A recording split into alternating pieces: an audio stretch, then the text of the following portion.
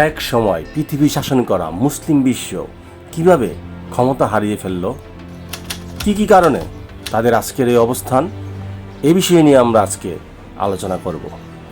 চলুন ফিরে যাই 1500 শতকে, যখন মুসলিমরা বিশ্বের বিভিন্ন জায়গায় সাম্রাজ্য বিস্তার করে শাসন কার্য পরিচালনা করেছিল। আমরা জানি মধ্যপ্রাচ্য, এশিয়া, ইউরোপ নিয়ে ছিল অটোমান সাম্রাজ্য, আর ভারতবর্ষে ছিল মুঘল সাম্রাজ্য, অন্যদিকে ইরানে ছিল পারস্য সাম্রাজ্য। এভাবে পৃথিবীর বৃহৎ অংশ শাসন করেছিল মুসলিমরা। মূলত 1700 শতকের শুরু থেকে মুসলিম সাম্রাজ্যগুলো দুর্বল হতে থাকে। ঐতিহাসিকরা এই সাম্রাজ্যগুলো দুর্বল হওয়ার পিছনে বেশ কয়েকটি গুরুত্বপূর্ণ কারণকে দায়ী করেন। তার মধ্যে অন্যতম হচ্ছে সামরিক, রাজনৈতিক, অর্থনৈতিক, ভৌগোলিক ও ধর্মীয়। মূলত এই কয়েকটি কারণেই মুঘল সাম্রাজ্য, অটোমান সাম্রাজ্য এবং পারস্য সাম্রাজ্যগুলো দুর্বল হয়ে যায়।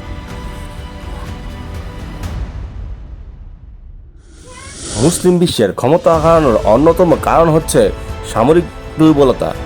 1600 শতকের মধ্যভাগেই মুসলিম সাম্রাজ্যগুলো সামরিকভাবে দুর্বল হতে থাকে। পক্ষান্তরে খ্রিস্টান সাম্রাজ্যগুলো সামরিকভাবে শক্তিশালী হয়ে ওঠে, যার ফলে 1700 শতকের মাঝামাঝি সময় থেকেই মুসলিম সাম্রাজ্যগুলো একদমই পিছনের দিকে হাঁটতে শুরু করে। এরই মধ্যে 1789 থেকে 1799 খ্রিস্টাব্দ পর্যন্ত ইউরোপের প্রাণকেন্দ্র ফ্রান্সে ঘটে যায় আলোচিত ফরাসি বিপ্লব, যার প্রভাব পড়ে পরবর্তী রাজনীতিতে। ফরাসি বিপ্লবের কারণে ফ্রান্সে টিকে থাকা দীর্ঘদিন বুর্ব রাজবংশের পতন ঘটে এবং একই সাথে ফ্রান্সে জাতীয়তাবাদের যে চেতনা তা জাগ্রত হয়। এই জাতীয়বাদের চেতনা ইউরোপের অন্যান্য ভৌগোলিক এরিয়াও ছড়িয়ে পড়ে, যার ফলে অন্যান্য রাজতন্ত্রগুলোও এক ধরনের হুমকির মধ্যে পড়ে যায়। ওই সময় রাশিয়ান সাম্রাজ্য এবং অটোমান সাম্রাজ্যের মধ্যে প্রায় যুদ্ধবিগ্রহ লেগে থাকত। এরই সুযোগ নিয়ে 18 শতকের শুরুর দিকে রাশিয়ার সহযোগিতায় অটোমান সাম্রাজ্যের সার্বিয়া অংশটি বিদ্রোহ করে বসে। মূলত জাতীয়তাবাদ চেতনা উদ্বুদ্ধ হয়ে সার্বিয়ানরা এই বিদ্রোহ করে। এরই ধারাবাহিকতায় 1830 খ্রিস্টাব্দে গ্রিকরা স্বাধীনতা লাভ করে। পরবর্তীতে 1877 খ্রিস্টাব্দের দিকে মন্টেনিগ্রো, রোমানিয়া, হার্জেগোভিনা সহ বিপুল সংখ্যক বলকান অঞ্চল অটোমান সাম্রাজ্য হারিয়ে ফেলে, একই সাথে দুর্বল হয়ে থাকে। মূলত এই রাজনৈতিক কারণে জাতীয়তাবাদের চেতনা এবং রাশিয়ান সাম্রাজ্য, ফ্রান্স এবং ইংল্যান্ডের মিলিত ষড়যন্ত্রে অটোমান সাম্রাজ্য তার ক্ষমতা হারিয়ে ফেলে। 1914 সালে সংঘটিত প্রথম বিশ্বযুদ্ধে অটোমান সাম্রাজ্য পতন হলে তারা বলকান অঞ্চল এবং মধ্যপ্রাচ্য হারিয়ে ফেলে, যার ফলে নতুন করে সৃষ্টি হয় 20টি অধিক রাষ্ট্র।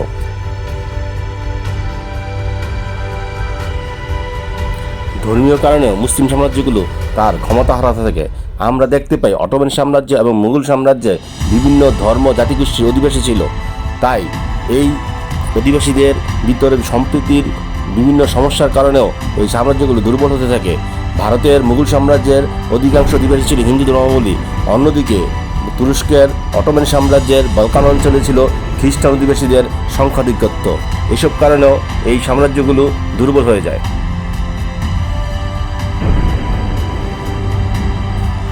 অর্থনৈতিক কারণ আমরা দেখতে পাই খ্রিস্টান ধর্মের সাম্রাজ্যগুলো তারা খুব দ্রুতই অর্থনৈতিক সংস্কার সাধন করে এবং শিল্প বিপ্লবের দিকে এগিয়ে যায়। অন্যদিকে মুঘল সাম্রাজ্য এবং অটোমান সাম্রাজ্য শিল্পের দিক দিয়ে পিছিয়ে পড়ে, যার কারণে তাদের অর্থনৈতিক দুর্বলতা তৈরি হয়।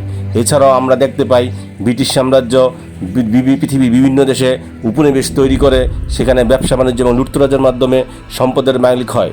এভাবে ফরাসি সাম্রাজ্য একই কায়দায় সম্পদ লুট করে, যার ফলে তারা অর্থনৈতিকভাবে অনেক উন্নত হয়। অন্যদিকে মুসলিম সাম্রাজ্যগুলো অর্থনৈতিকভাবে দুর্বল হয়ে পড়ে।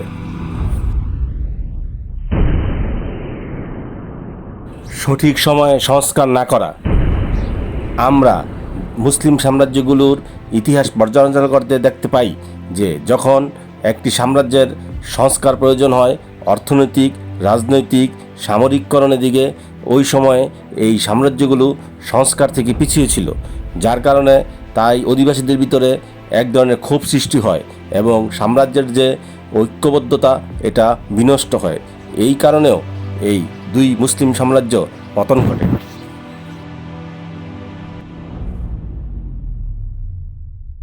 আমরা ব্রিটিশ রাজপরিবারের দিকে তাকালে দেখতে পাই যে ব্রিটিশ রাজপরিবার সময় মতোই একটি সাংবিধানিক শাসন ব্যবস্থায় চলে গিয়েছিল এবং তারা আলৌকিকভাবে ব্রিটিশ সাম্রাজ্যকে ধরে রেখেছিল এবং তারা ছিল ব্রিটিশ সাম্রাজ্যের ঐক্যের প্রতীক।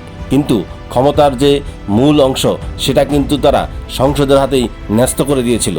কিন্তু মুসলিম সাম্রাজ্যগুলোর যখন এই সংস্কারের প্রয়োজন হয় তখন তারা এই সংস্কারগুলো করতে ব্যর্থ হয়, যার কারণে মুসলিম এই রাজতন্ত্র এবং সাম্রাজ্যগুলোর পতন ত্বরান্বিত হয়।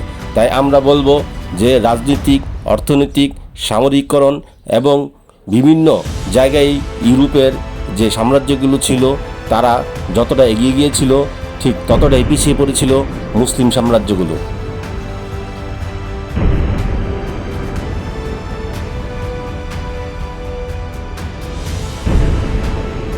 আমরা আশা করি মুসলিম বিশ্ব আবারও ঐক্যবদ্ধ হবে এবং ঐক্যবদ্ধ হয়ে রাজনৈতিক, সামাজিক, অর্থনৈতিকভাবে এবং সামরিকভাবে তারা এগিয়ে যাবে এবং আবার একদিন পৃথিবীর যে ক্ষমতার যে কেন্দ্র সেখানে মুসলিমরা পৌঁছে যাবে।